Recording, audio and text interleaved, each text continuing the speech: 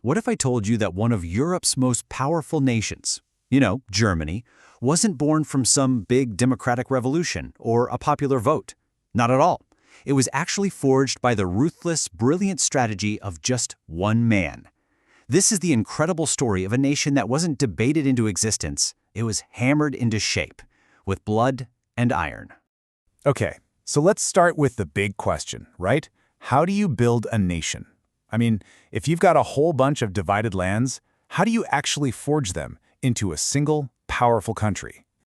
Well, for the guy who masterminded modern Germany, the answer was pretty simple. He believed that unity was not going to be found in a bunch of noisy parliaments or lofty debates. To him, that was just a total waste of time. Nope. For him, the answer was force, raw military power, industrial strength. In his words, blood and iron. And that phrase, that single phrase, is the absolute key to understanding how Germany, as we know it, even came to be. All right, to really get why he thought that way, we have to rewind a bit and look at the map of Europe in the mid-19th century. Because right in the middle of it all, there was this power vacuum, a puzzle that everyone called the German question. See, Germany, as a country, it just didn't exist yet. It was more of a cultural idea. Imagine a patchwork quilt of almost 40 different states. You had Prussia, Bavaria, Saxony, and a ton of others. They all shared a language, sure, but each one had its own ruler, its own little army, its own ambitions. They were basically a family of rivals, not a united nation. And being so divided left them, well, pretty vulnerable. I mean, look around them. You had these absolute giants, the French Empire, the Austrian Empire, the British, the Russians. Next to these heavyweights, the scattered German states were just sitting on the sidelines. But in Prussia, which was the strongest of all the German states, a man arrived on the scene. And he had a very specific, and let's be honest, a very ruthless plan to change everything. His name was Otto von Bismarck. So, to get Bismarck's plan, you have to get the man himself. He wasn't some dreamer or idealist, not at all. He was a pure pragmatist. He had zero time for feelings or democratic processes. He cared about one thing and one thing only: power, and the results you could get with it. And this right here, this was his guiding philosophy.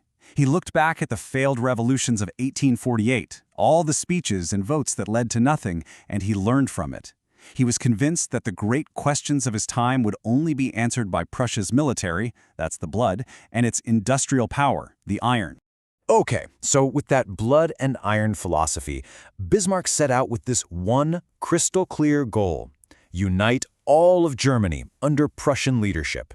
And his strategy? It was as brilliant as it was brutal. He was going to use war, but he was going to choose his enemies very, very carefully. His whole master plan really unfolded in 3 acts. Think of it like a 3-step process. Step 1, a quick war with Denmark, mostly to test out his modernized Prussian army. Step 2, a big, decisive war to kick Austria, Prussia's main rival, out of the picture. And finally, Step 3, carefully provoke a war with France. Why? To create a common enemy that would make all the other German states rally to his side. Genius, right? And the speed of it all was just staggering. And that second step, Prussia went up against the mighty Austrian Empire, and the war was over in just 7 weeks. I mean, 7 weeks. Prussia's modern army delivered this swift, stunning victory that just shocked the rest of Europe and totally cemented Prussia's place as the top dog among the German states. So, after he provoked and then defeated France in that final decisive war, the last piece of his puzzle just fell right into place. All the German states were now united behind Prussia. It was time to make it official. And wow, what a statement they made. In January 1871, the German Empire was officially proclaimed. But get this, look at where they did it. Not in Berlin, they did it in the Hall of Mirrors at the Palace of Versailles. I mean, that is the ultimate power move, declaring your new empire in the heart of the enemy you just crushed. Now, you'd think a guy who built a nation through 3 wars would just keep going, right? But this is where Bismarck's genius really shines through. He did a complete 180. Yeah, before 1871, Bismarck was the great disruptor, the warmonger. But after 1871, he became the great stabilizer. He'd created his empire, and now his new goal was just to preserve it. So he went to work isolating France with clever diplomacy and building this incredibly complex web of alliances with Austria-Hungary, with Russia, all designed to keep the peace and prevent any one big war from breaking out.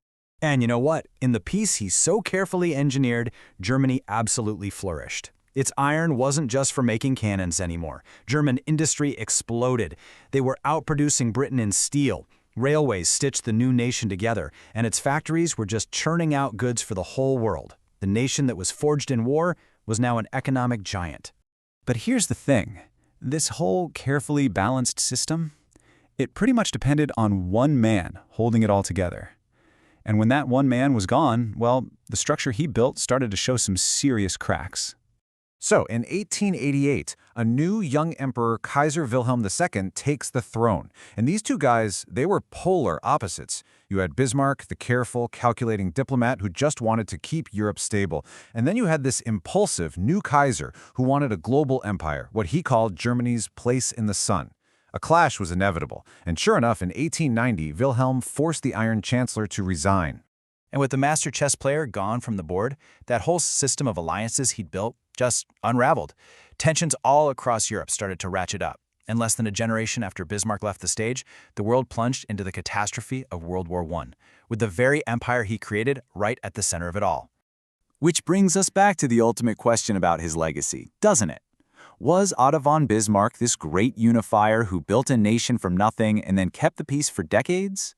Or was the empire he forged with blood and iron an inherently unstable creation that actually set the stage for the horrible conflicts of the 20th century? It's a question that, honestly, historians are still debating to this day.